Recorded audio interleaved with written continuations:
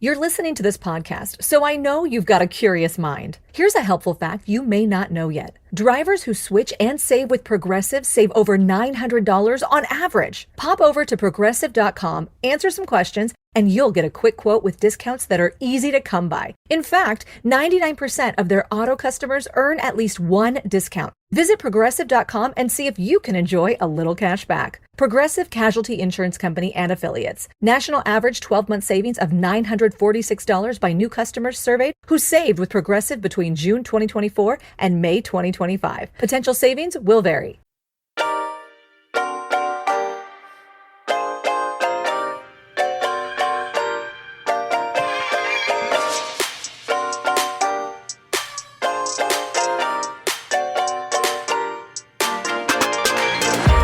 Welcome to the RuPaul's Drag Race Recap Show for All Stars 11. I forgot to move the slider down. Episode 9, titled That's What She Said. My name's Joe Batanz, and I am joined, as always, by one very talkative co-host from the podcast Pod is my co-pilot. Please say hello, hello, hello to Mr. Taylor, the Latte Boy. Hello, Taylor. Bonjour, bonjour, bonjour. Bonjour, bonjour, bonjour. That's what she said. How are you? I'm doing okay. We just had the giggles. So yeah, you know, there's Just Between Us Girls, which you can get at patreon.com/afterthoughtmedia, join the executive tier level and above, which that was a really good conversation over there. But then sometimes there's a Just Between Us Girls that's not recorded in between Just Between Us Girls. Just Between Us Girls. That really is between Just Between Us Girls, where I say secrets that no one can hear, and then we do funny things that make us laugh. Anyway, you can't hear that because that wasn't recorded. But the other one was recorded. You can listen to that, like I said, over at patreon.com/afterthoughtmedia, or you can join on Apple Podcasts. You just go right there to the main show and you just join. It's like $6 something a month. You don't get all the other stupidity that we get. You just get anything that's Drag Race Recap related. All right, Taylor, any big thoughts here? No, not thoughts. How do we do this show? What is this show again? We talk about Drag Race Recap. No, we talk about Drag Race, and then we recap it, and that's why we call it Drag Race Recap. You know, I will be honest with you. I don't know why, actually. I think it's just... Maybe it's the Ozempic blocking my dopamine. I just had no desire to... I mean, I did watch the episode, but I had no desire to watch it. Yeah. I think we're at the stage where the not midterms, the semifinals couldn't come fast enough. Yeah, like, well, I'm right. ready for that. Because I think it's going to have personalities that we really enjoy. But it's just, there was something about this bracket. I didn't really like the personalities involved. And so I was just sort of dreading it. Anyway, why don't we do this on that positive note? Why don't we take a break, and when we come back, we will actually, but I do have things to say, but we'll talk about this episode. Right. We'll be back right after this.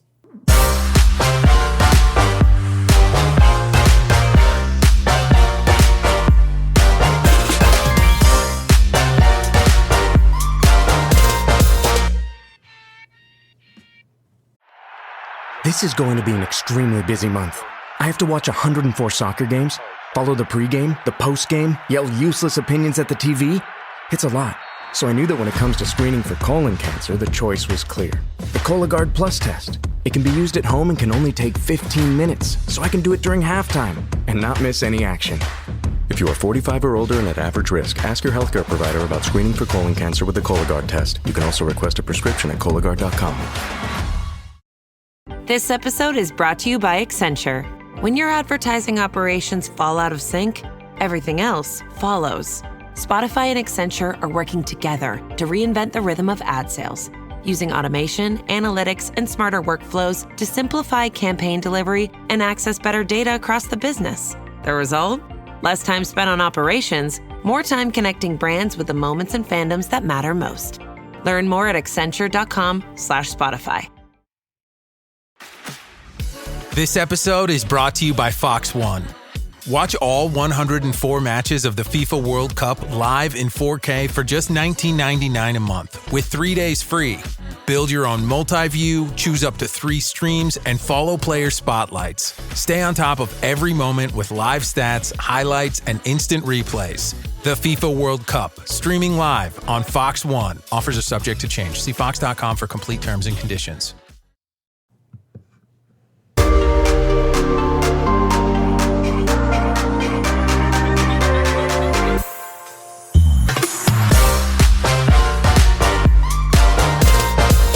And we are back. This week, the girls recreate clips from RuPaul's VH1 talk show. On the runway, the category is David Bowie, Icon. On the main stage, Kennedy Davenport and Sam Starr were named the top 2 All-Stars of the week, forcing them to face off in a lip-sync battle for the extra point. In the end, Kennedy Davenport was named the winner of the lip-sync, earning her the extra point and a guaranteed spot in the semifinals. Back on the main stage, the bottom 4 girls threw all their extra points behind Jasmine Kennedy, tying Jasmine and Sam for the final spot in the semifinals. This forced RuPaul to break the tie. In the end, RuPaul put both girls forward into the semifinals. Finally, RuPaul and Michelle Visage chose their 3 wildcard selections and let fate take a chance as to who the 8th queen in the semifinals would be. Taylor the Latte Boy, named 2 things you liked about the episode and 1 thing you did not. So 2 things I liked about the episode, one of which was I liked the theme for the runway. I thought that was a great, we've seen, a night of 1,000 Madonnas, a night of 1,000, Michelle Visages, all of that kind of stuff. I thought David Bowie was a great one just because the ideas of all the different outfits that you could pick from was amazing. Also very gender bending, which lends itself well to that. So in that regard, and even some of the quote unquote male looks were amazing. I thought just about everybody did a really good job in one way or another with the look. So in that regard, that was nice to watch. I think I liked the main challenge. I think there were some that obviously did better than others, but I like when they do spoken word things, and nobody really shit the bed with this one. So that was enjoyable to watch from that sort of standpoint. Like there wasn't anybody where you were cringing the entire time. Well, that's not true. There was a little cringing, but nothing like it could have been.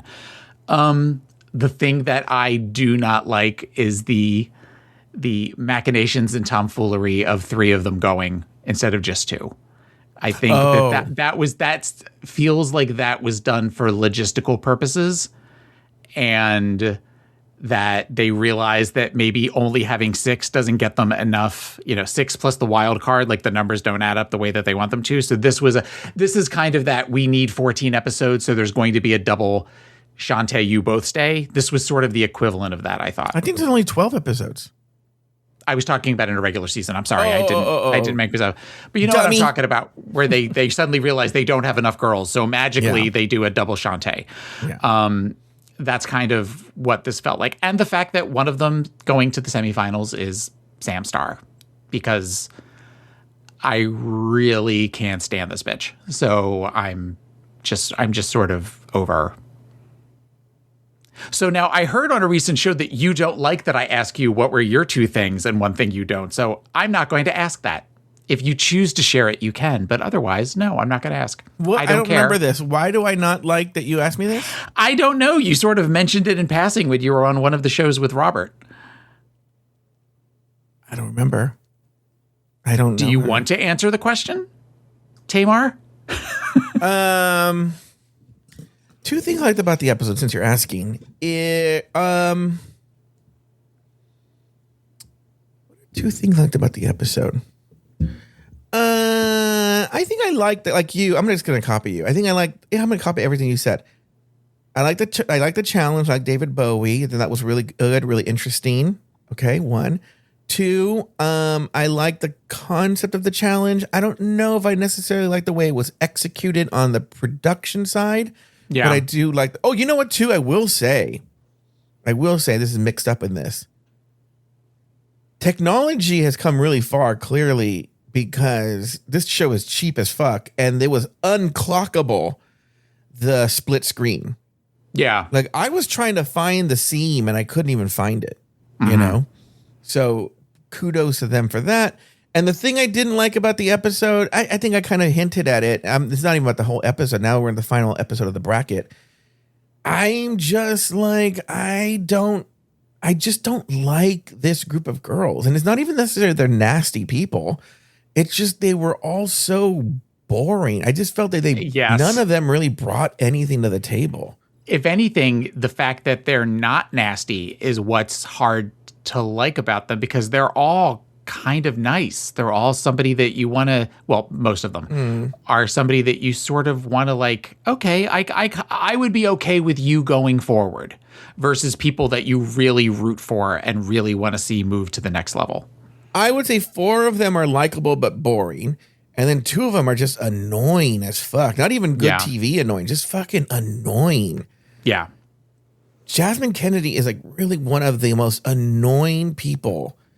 I would never want to meet her in real life. Yeah. Ever. I agree with that. Thank you. All right. After the lip sync, the girls walk into the workroom to decompress, de-drag, and distribute the points. The bottom 4 girls swap points, and Jasmine Kennedy cries because reality is setting in that she may not be able to move forward. The next day, the girls gather around the table to wait for the day's challenge. Sugarcane opens up the discussion by regretting her point swap with Sam Starr. Jasmine chimes in, and it leads to a discussion about gameplay. We're going to stop right here. But before we do, I wanted to talk about something that I didn't put in the script because I thought it would be, in terms of writing a script that I read, like for broadcast copy, I thought it'd be really annoying, but I could easily just explain it here in my own language, which was there was a moment in the point distribution where Sugar was on the fence about how she should give her point. Sam had already given her point to Sugar in anticipation that Sugar would give it back to her. Right. And Sugar was on the fence because she didn't really want to give it to Sam because it would put Sam in the lead.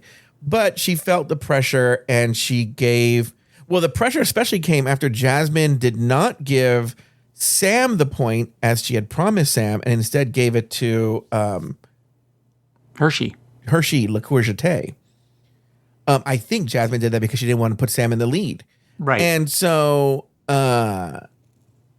Sam gave it to Sugar. Sugar felt the pressure and gave it to her.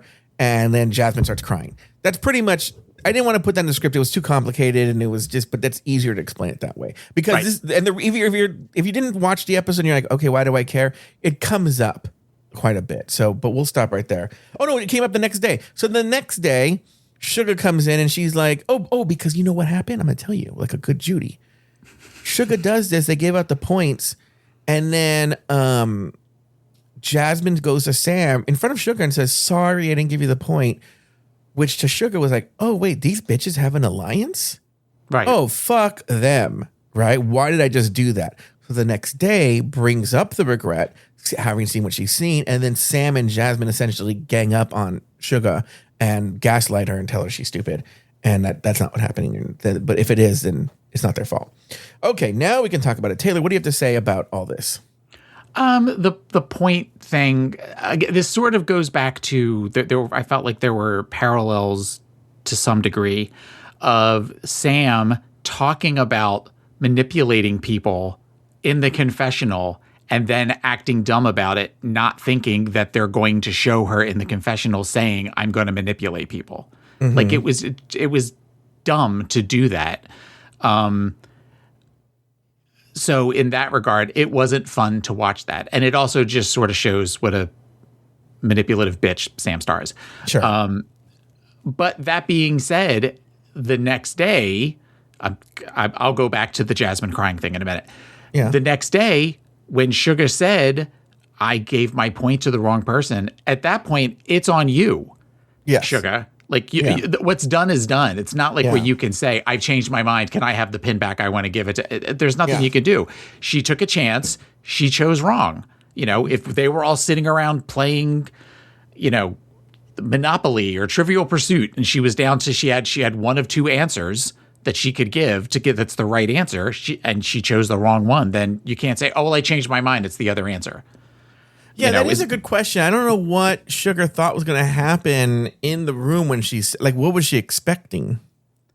I mean, at that point, you're going to get one of two things. You're either going to get blowback from the girls, which she got, or you're going to get, you know, yeah, we did it. So what? What are you going to do? Yeah.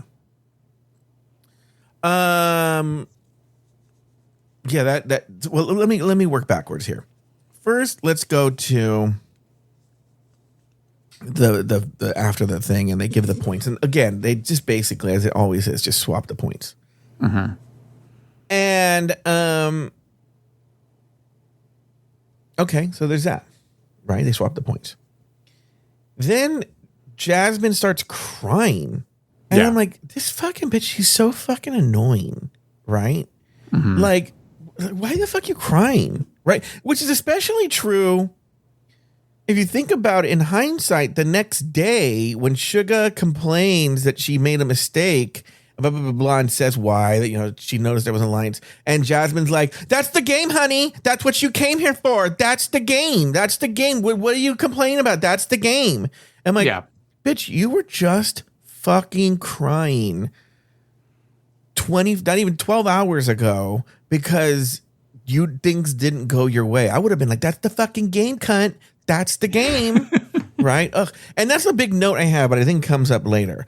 Then, you know, it's so funny. After the elimination, I think no one's ever said anything to me this officially. This is something, a heat that I feel. But I think people get sick of me when I talk about this. But at a certain point, around the couch, I think, Jasmine, Joey, and Sam talk about how they're all good Judies. And I was like, tracks. You know? Sounds about white. Yeah, sounds about white, right? And then they just cut out the black girls and the Latina. And then, you know, Suga gives her point to Sam. After you can feel Sam's eyes on her. And so I could see why Suga felt the heat. And so she gave her the point. But it's then like, Sam pats herself on the back. I'm like, because Sugar gave you the point? Right, that's what I'm saying. Yeah. Look what a great manipulator I am. Look at what I did. Okay, that's not going to make people want to root for you in the semifinals. That just shows that you're manipulative. Well, I think these pageant girls are like that. They're just like win at all costs. They don't care.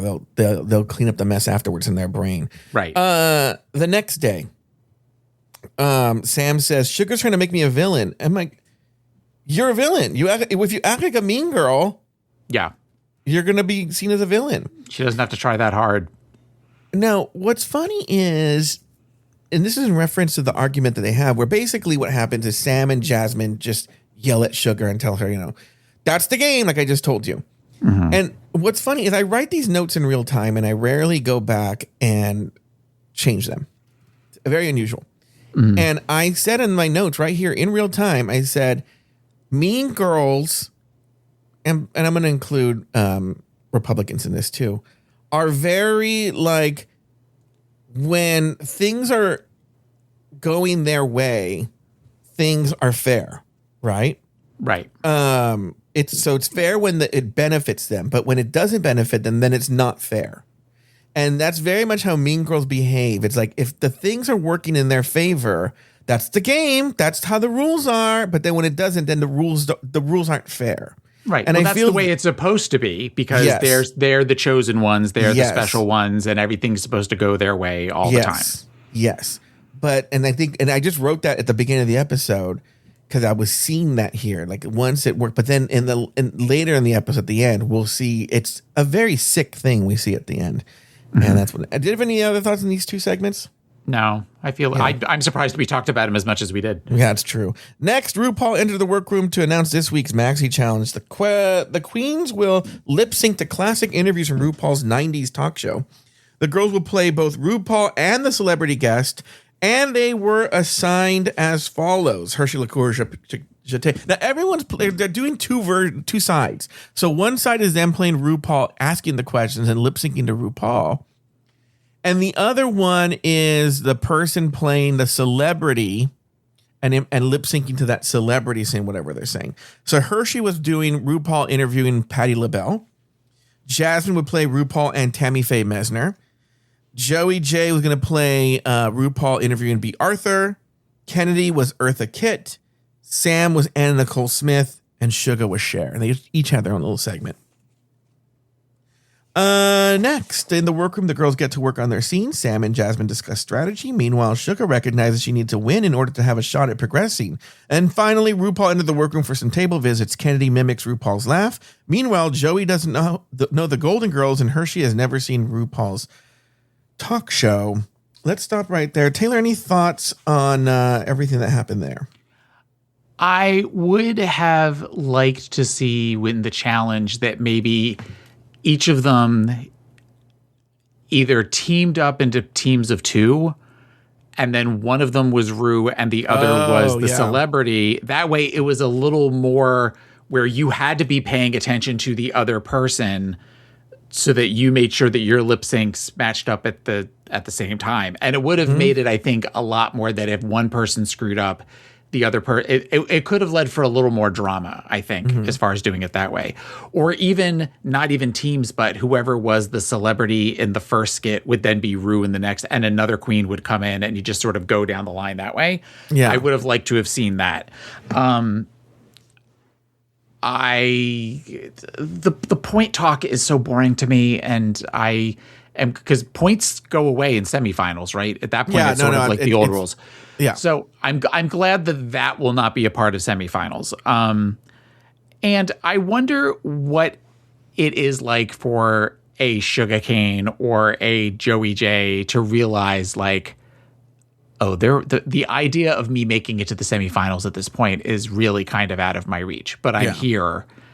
So, because I feel like we had both of them where they're just like, I just have to, I think Joey J in the interview said, I just have to win everything in order to get here. That's a big ask to do. Not that Joey isn't great, but I just wonder what it's like for somebody to feel that. And I feel like we've seen that in each of the brackets where somebody that maybe only had 1 or 2 points, you're, Mystique, you're Vivacious, you're, that sort of thing where you're just sort of like, oh, there's no way at this point. Yes, you do get to see on those third episodes in real time when they realize, oh, this is not going to go my way. Yeah. And so, which is actually why I kind of think, believe it or not, I know you don't like this format. In a way, it is good for the queens in that for queens like a Vivacious or a Joey J, that they get their exposure, but they don't have to put out an entire season's worth of expenses for outfits. They only have to put out 3 episodes. It's still going to be expense, but it's not going to be as much as like, okay, I'm not going to go very far, but at least I didn't spend that much money and I only did like a week of my life. Who said I don't like this format? I have private detectives who I hire to monitor everything you say. Who have broken into my house and set up microphones that listen to me bitch the entire time. All those people that come to your house for your threesomes / viewing parties, they're all paid by me.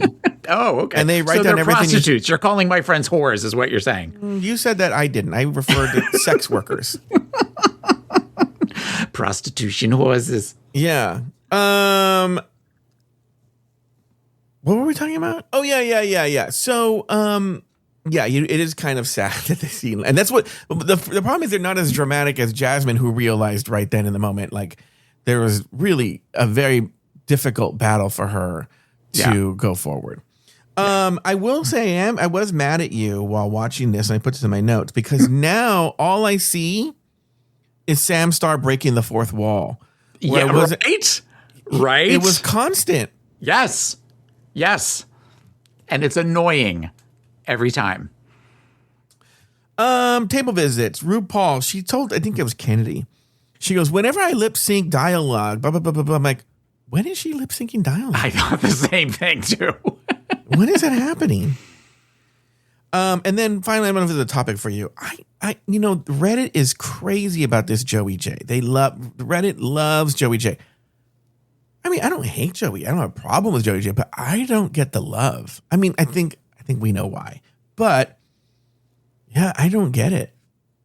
I was thinking about this listening to the Meet the Queens that you and Robert did, and thinking about how I enjoy Joey J much more than I do Sam Star. And you're talking about 2 young white Twinkie queens. And what the difference is I think Joey J is Sam Star is a French poodle compared to Joey J, who's a golden retriever. Well, I will say, I don't see anyone on Reddit living for Sam Star. I think they also see him as annoying. Oh no, but I mean that in like Sam Starr thinks that they're better than everybody else. Oh yeah. And Sam Starr, whereas Joey J is, yeah, I want to go far. If I watched Untucked thinking something was going to happen. Spoiler alert, nothing happened. And Joey J at one point says, I got really good critiques the entire time. I am proud of myself for having gone this far. Oh, okay. And so it's that sort of stuff. I feel like Joey J at that point, like Joey appreciated being there, appreciated making Rue laugh, showing some really great looks. And that is somebody that is more endearing, I think, to the audience than someone like a Sam Starr who's just sort of expects the crown. Yeah. And I just am not. That's why I think that Sam Starr like leaves a taste in your mouth when she's on screen. Well, Sam Starr has that annoying thing about her where everyone's always applauding her and thinking she's wonderful. So she goes through life thinking that everyone thinks she's super cute. I think, look, this is a prediction. And I think you see it with a lot of time with women who are very beautiful and have the same personality as Sam Starr. And I think I'm putting Sam in that category. Is once Sam loses her looks or anything like that, she's going to go, and people stop laughing at her jokes or thinking she's super cute or what, and they start pushing back because they're not wanting to get in her pants, then she's going to have a big rude awakening. I have, and I might have talked about this before on the show before, but I have clients who are Sam Starr in about 5, 6, 7 years. Yeah. Where they were always the cute one at the bar and they always got exactly what they wanted and relied on that. They relied on that body. And now they're in their early to mid 30s and we're starting to get the circles under the eyes and we're starting to get the lines from smoking cigarettes and we're starting to get the crow's feet and we're starting to get all that kind of stuff. And they're panicked because they don't know what else to do. And the things that used to work not only don't work, but now there's a whole new parade of young guys in their early to mid 20s that have come in and sort of pushed them out of the way. Robert, you listening to this? Go ahead. Robert, I did not say that. But it's you can see that with some of these girls. Even like I've seen things with, I see a lot of like weight loss videos and stuff on Instagram and, that are like TikToks that come over. And it's these girls that are all in their 20s that are saying things like, if you're over 160 pounds, I don't need attitude from you. You need to put that attitude at the gym. And I'm like, bitch, wait until you have a couple of kids and you're in your mid 30s and 40s and you get that middle-aged spread. I cannot wait for that to happen. I think about the skinny girl that was in the jeans or something like that. And she's like, she's talking about don't wear jean shorts. You shouldn't be in jean shorts if you're over a certain weight. And there was a guy who was like, if you're over 150 pounds, you shouldn't be at the bar. Or something like that. People can go fuck themselves. Exactly. And that's kind of what I get from Sam. Robert. Oh. I was in a conversation with Robert and Christian fairly recently, and they had just partied really hard at LA Pride. There's 2 LA Prides. I think they went to the first one. And one of them, I'm sure Robert will pin it on Christian, but one of them was complaining about how they don't know why, but that usually they do LA Pride and they're not this fucked up and messed up, but this time it's really taking a toll on them. And I said something like, yeah, welcome to your 30s. And they were like, no. I just think, and they're like, oh my God, they're still in denial. Yeah. How old are they? Robert, I believe, is 33. And I think Christian's going to turn 33 or 32 or something like that. Okay. Yeah. That's about the age that shit starts hitting you a lot harder. Yeah, because my friend Chris is 6 years older than me. And I think I was like 34 at his 40th birthday. And that's the last time I went that hard. I like blackout drunk and I did crazy things, right? And I remember I woke up the next day. I don't think I've ever had the hangover was so bad. I've never drank that much ever again. Thank you. Yeah. All right, let's go to this Maxi Challenge presentation. First up, so what they did was they just showed little like talk show segments where the queen played both RuPaul and the celebrity they were impersonating in a split screen sort of format.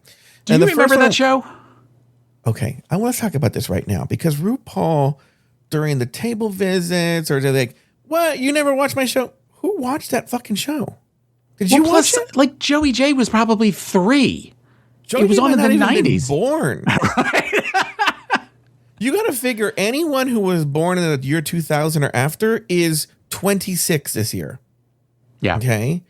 Robert would have been Robert's 33, right? And he would have been probably what, 2 or 3 or 4? I don't know what years this show was on. But like a baby, right? Like, well, at the oldest, if it was in 99 or something like that, he would have been like 6. You know? Mm-hmm. So RuPaul said that there was 100 episodes. She made it seem like it was a long time, but like for a daily talk show, it's nothing. 96 and 97. Yeah. I don't know if it was a daily talk show, but yeah, it was 96. So Robert would have been like 3 and 4. Yeah. And that's Robert, right? Right. Our resident old man. The aged Robert Mata. Sugar Cane. She did RuPaul interviewing Cher. Your thoughts on this? I thought the lip syncing was pretty good. It was,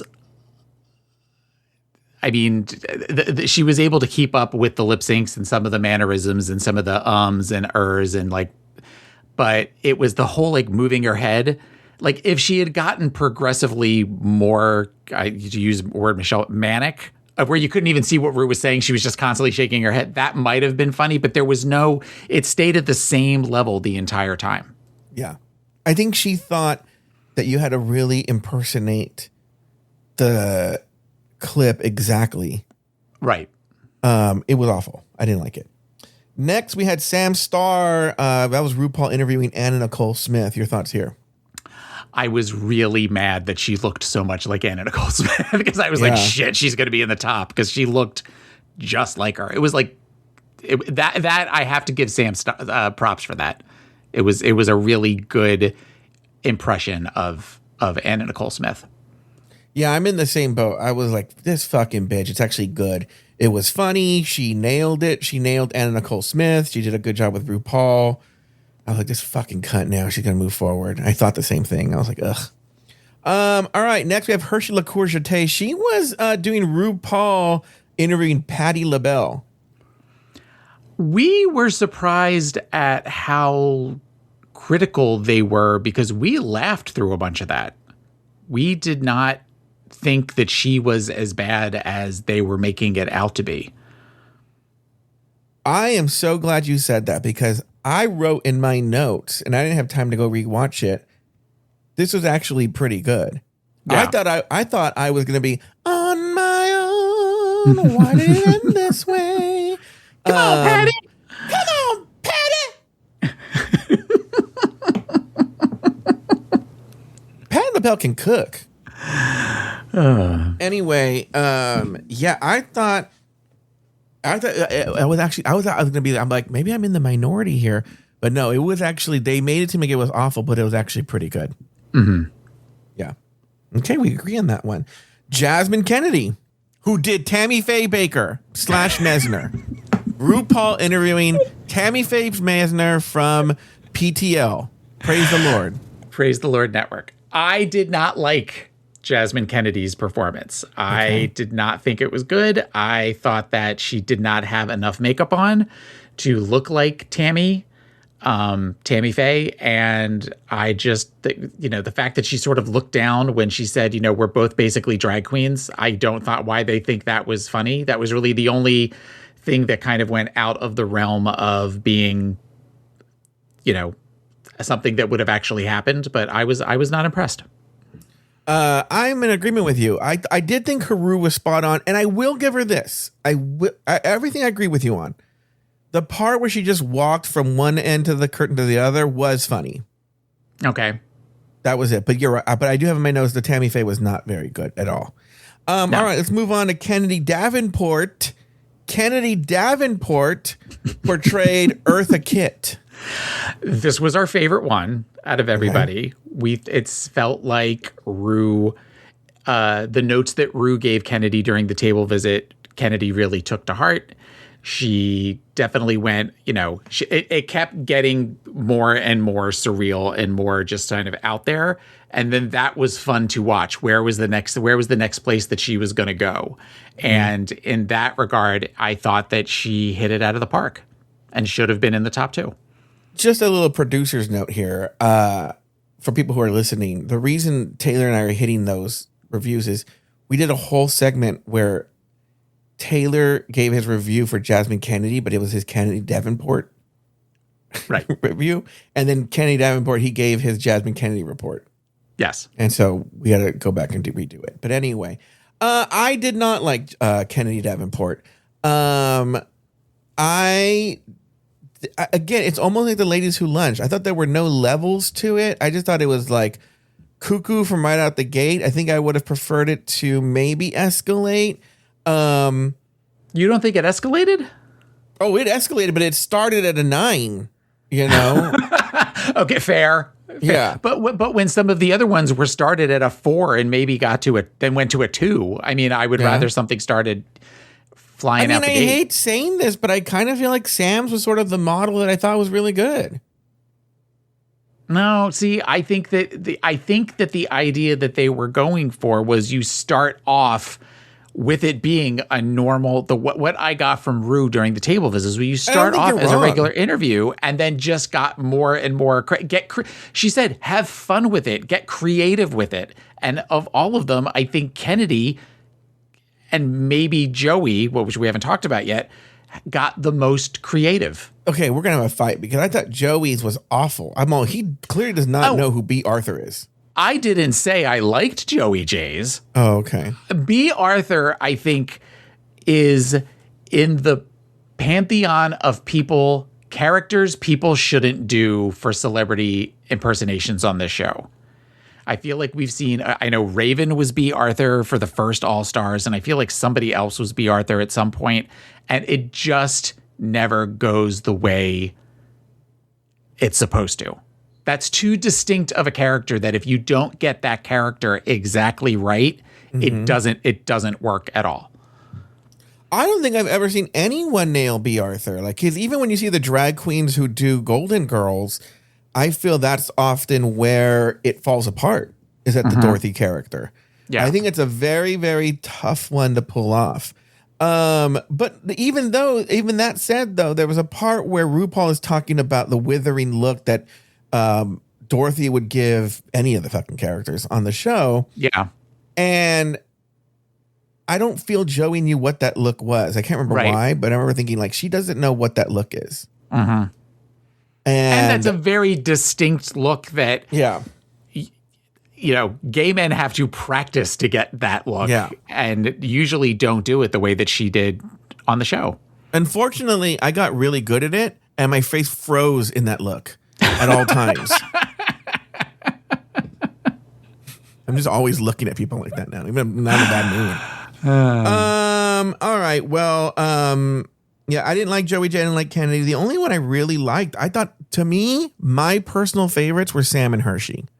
But that's me. I'm not a judge on this show. And my favorites were Hershey and Kennedy. Okay. Very good. All right, let's move on now. We're going to have a lot to say about here. On the main stage, Kennedy Davenport and Sam Starr named the top 2 All-Stars of the week, forcing them to face off in a lip-sync battle for the extra point. The song Break... Oh, yeah. It's in my notes, but I didn't even do Elimination Day either. Okay, guys, Diego, take this out. All right, let's move on. It's Elimination Day, and the girls get ready for the runway. Sam, Jasmine, and Suga kiss and make up. Meanwhile, the girls discuss point distribution. Any thoughts here on Elimination Day, Taylor? No, you knew they were all going to make up. You knew that it was going to be because they all possibly need each other's points. And it was what we've seen 9 other times or 8 other times this season. There's really nothing else to say about it at this point. Yep. The runway. The category is David Bowie icon. Did you have anything to say about the runway looks here, Taylor? I thought some of the runway looks were incredible. I thought Jasmine Kennedy's mint suit that she did with the off the shoulder and the shirt that was the top. I thought that was an incredible look. It was really good. I thought Suga's look. I've seen that before. In fact, I have in like a coffee book. I have a Herb Ritz print of that. I have a Herb Ritz photography, and he shot him in that. I thought it was a little too spot on. It looked exactly like the outfit, so I would have liked to have seen her drag that up a little bit. I'm trying to go down the list real fast. And Joey J's, I thought that was the best Joey J's looked all season. I really liked her look. Those were my three favorite. I think I don't think there were any looks that I really hated, even though I think I didn't like Suga's as much. But I'm having trouble remembering it. But like Sam's was a little costumey for me. It felt a little like something was missing from it, that it looked costume compared to everybody else's that looked drag. Yeah. All right. Very good. Anything else, Taylor? No.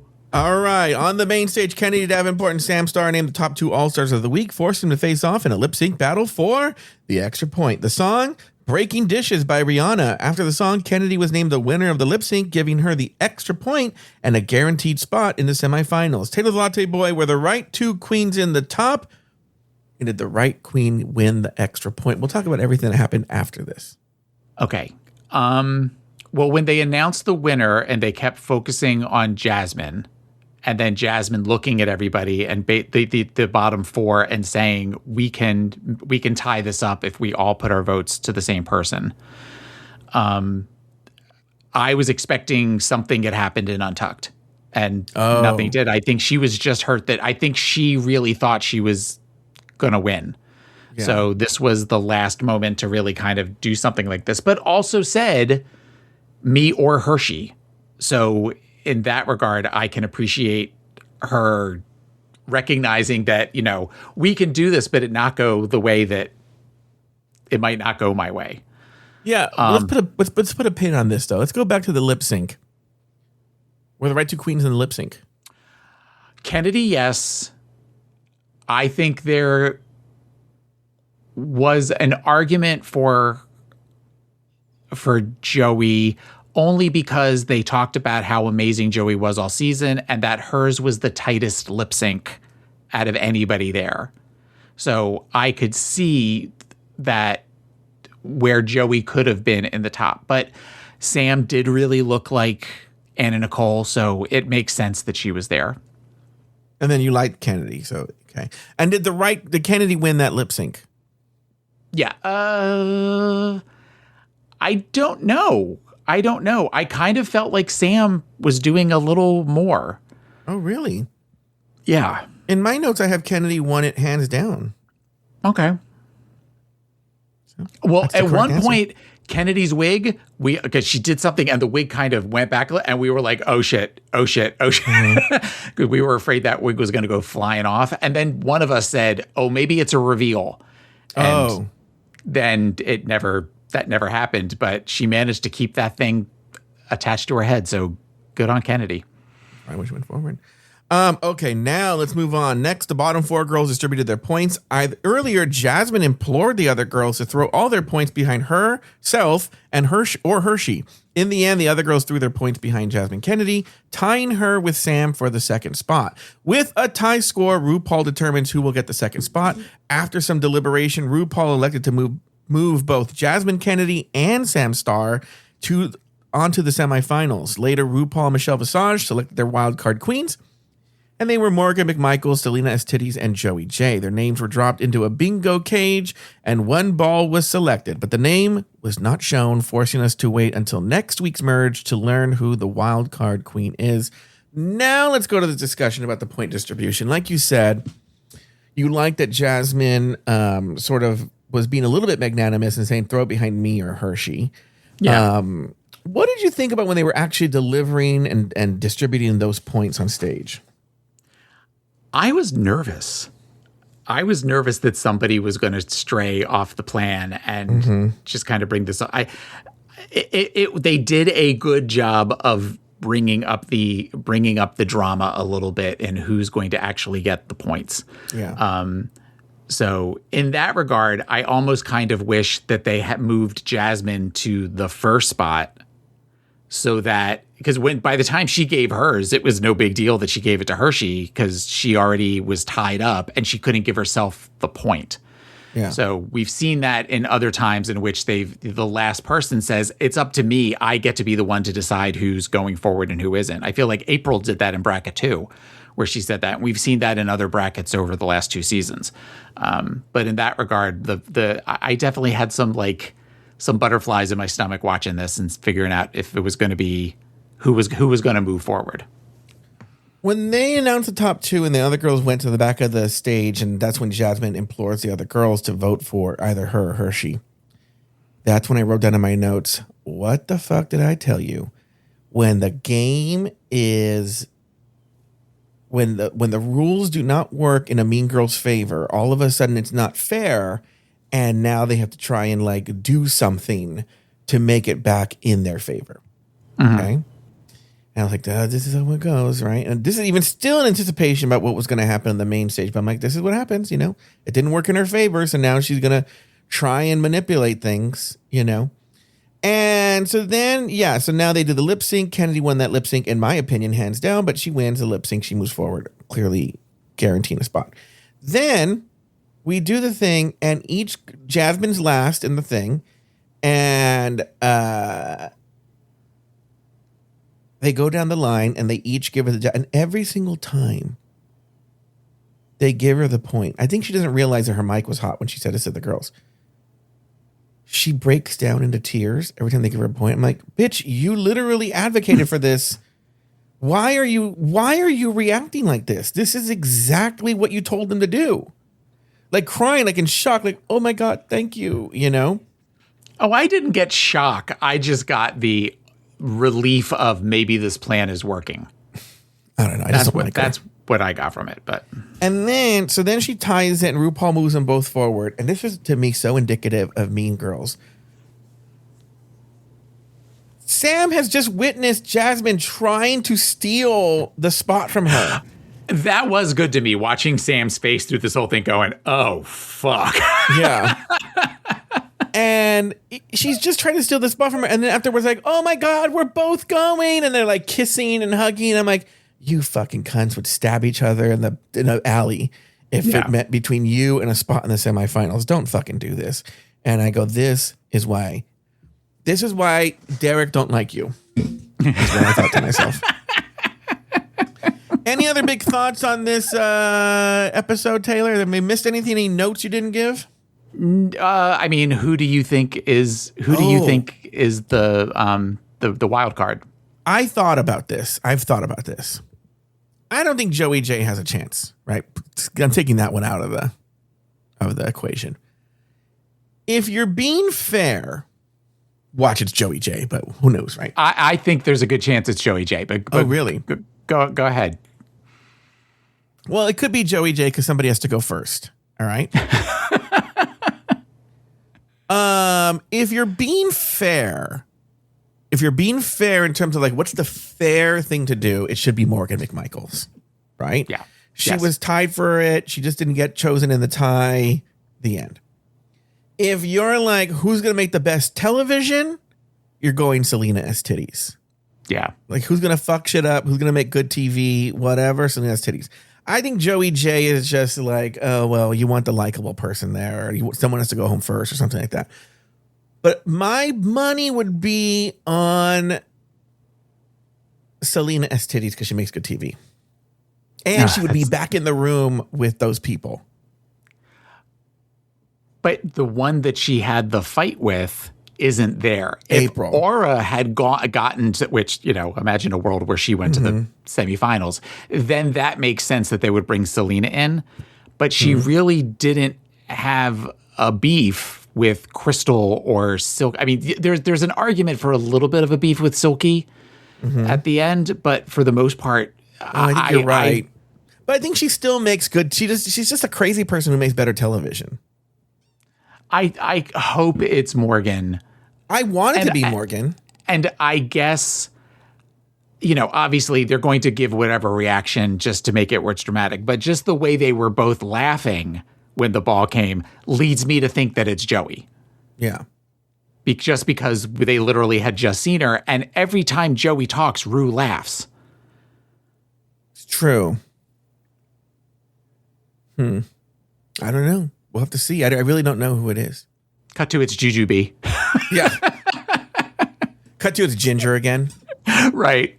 Actually, that joke was made last night by somebody that was here. Said it's Ginger Midge again. Anything else, Taylor? No, I think we've talked about this a lot more than I expected to. Yeah, I thought we were going to make it to 30 minutes. All right, that's going to do it for this week's episode of RuPaul's Drag Race Recap. Be sure to join us next week and every week as we continue to discuss, dissect, and deconstruct each brand new episode of RuPaul's Drag Race All-Stars Season 11. So, for Taylor the Latte Boy and myself, sashay away until next week. This episode is brought to you by Google Health. Stop chasing someone else's definition of health. What matters is what's healthy for you. Google Health offers a new kind of coach built with Gemini for effortless tracking, sleep insights, and holistic coaching tailored to you. Visit googlestore.com to learn more and start a new relationship with your health. Requires Google account, Google Health app, internet, and Google Health Premium subscription. Features subject to change. Availability and results vary. Not intended for medical purposes. Works independently of Gemini apps. Check responses for accuracy.